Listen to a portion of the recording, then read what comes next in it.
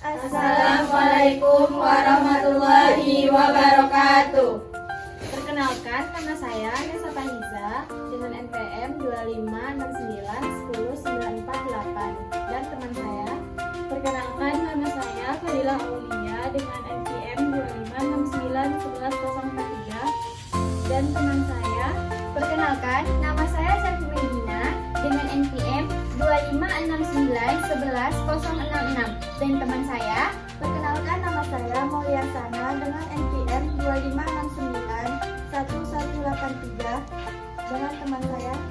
Perkenalkan, nama saya Rizal Rama dengan NPM 25691188. Jadi di sini kami dari kelompok 4 akan melakukan percobaan tentang siklus air dari gelas. Assalamualaikum warahmatullahi wabarakatuh. Waalaikumsalam warahmatullahi wabarakatuh. Hari ini kakak dan teman-teman mau mengajak kalian untuk belajar tentang siklus hujan. Nah, sebelumnya kalian tahu nggak siklus hujan itu seperti apa? Belum. Nah, di sini kakak bukan mengajar tentang teori saja, tapi kita mempraktikkan gimana terjadinya siklus hujan. Nah, pasti kalian sering kan lihat hujan? Iya. Nah, pernah nggak sih kalian bertanya dari mana datangnya air hujan itu? Pernah nggak? Kira-kira dari mana? Jadi kita pelajari sama-sama ya. Nah, siklus hujan itu proses berputarnya air dari bumi ke udara, lalu kembali lagi ke bumi dalam bentuk hujan. Nah, air yang ada di laut, sungai, danau akan menguap karena panasnya matahari. Nah, panas matahari itu ini kan uap airnya itu naik tuh ke atas, kemudian berubah menjadi awan. Nah, ketika awan sudah penuh dengan air, maka air tersebut akan turun kembali ke bumi. Nah, itulah yang namanya hujan. Nah, proses ini terjadi terus-menerus dan disebut sebagai siklus hujan. Nah, sekarang kakak akan ngajak kalian untuk praktek gimana terjadinya siklus hujan. Disimak dengan baik ya.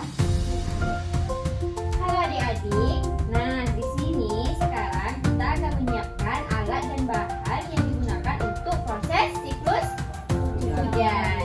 Nah, alat dan bahannya itu sangat-sangat mudah dan sederhana.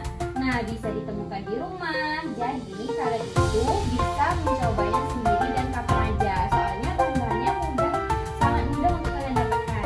Nah, selanjutnya yang pertama yaitu kita akan menyiapkan gelas. Nih, gelas kan? Gelas. Ini kita gunakan sebagai tempat percobaan. Yang pertama tadi kita siapkan apa?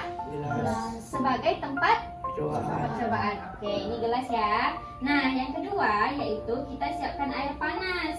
Air panas ini berfungsi untuk menghasilkan uap air seperti panas matahari di alam. Nah, yang kedua tadi ada apa? Air panas. Oke, air panas.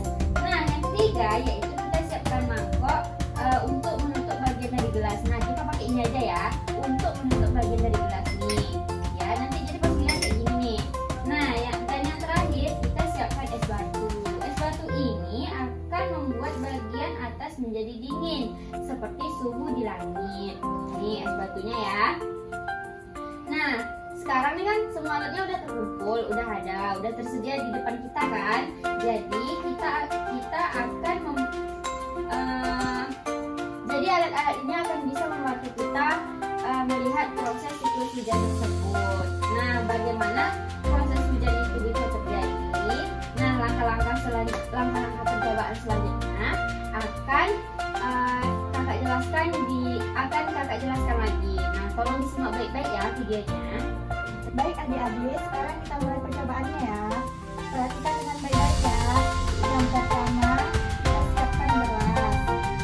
Lalu, tuangkan air panas ke dalam gelas tersebut.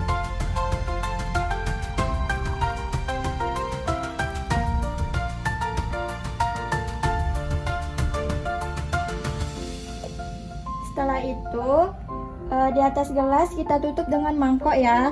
Tutup secara rapat, jangan sampai ada renggang ya.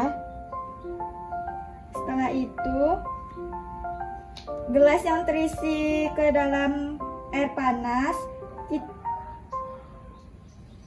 letakkan es batu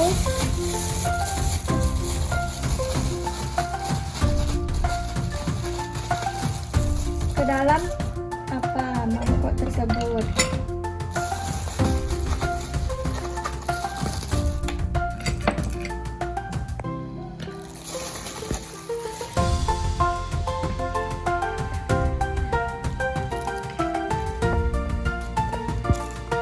Setelah itu kita tunggu beberapa saat dan amati apa yang terjadi di dalam gelas. Coba perhatikan dengan teliti, nanti akan terlihat perubahan di bagian dalam gelas. Dari situlah kita bisa melihat proses seperti hujan terjadi.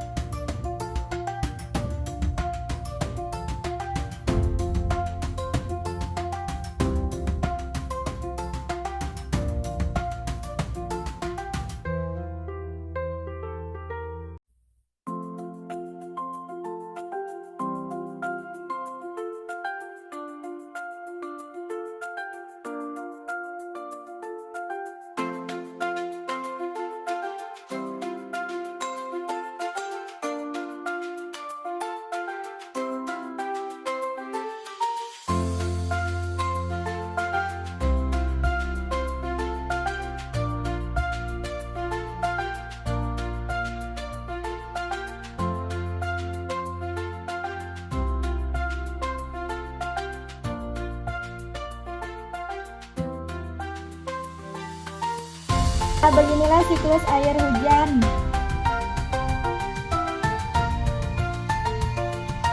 Bisa kita amati ada uapan air yang turun.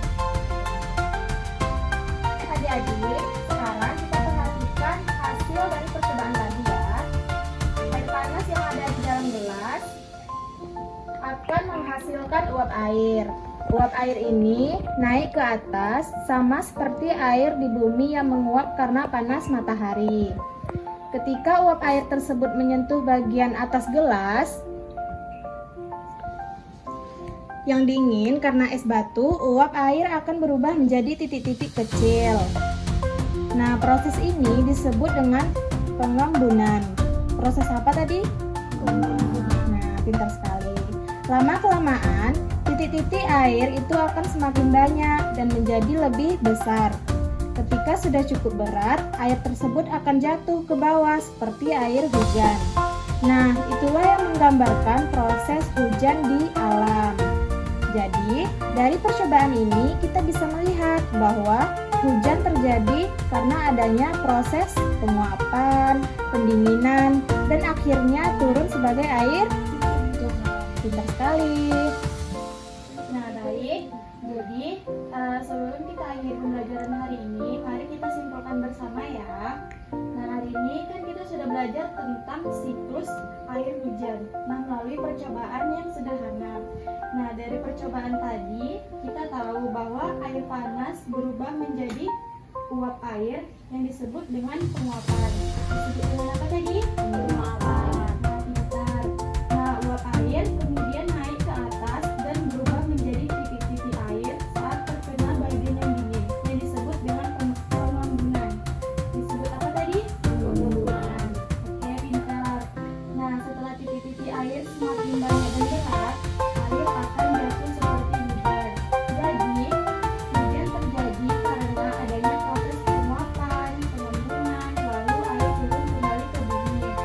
Nah, proses ini terus berulang dan disebut siklus hujan. Disebut apa tadi? Siklus hujan. Oke, pintar. Nah, karena air selalu berputar dalam siklus ini, kita harus menjaga lingkungan. Misalnya dengan tidak membuang sampah sembarangan dan menjaga kebersihan air. Nah, semoga percobaan hari ini membuat adik-adik lebih mudah memahami bagaimana hujan bisa terjadi. Dan terima kasih ya semuanya sudah mengikuti percobaan kita hari ini. Iya, Kak. Nah, sekarang kakak tanya lagi, proses apa yang terjadi dalam siklus hujan ini? Penguapan, pengembunan, dan terjadinya siklus hujan. Nah, pintar sekali. Ternyata adik-adik di sini memperhatikannya dengan baik. Sekian, kakak tutup. Wassalamualaikum warahmatullahi wabarakatuh. Waalaikumsalam warahmatullahi wabarakatuh.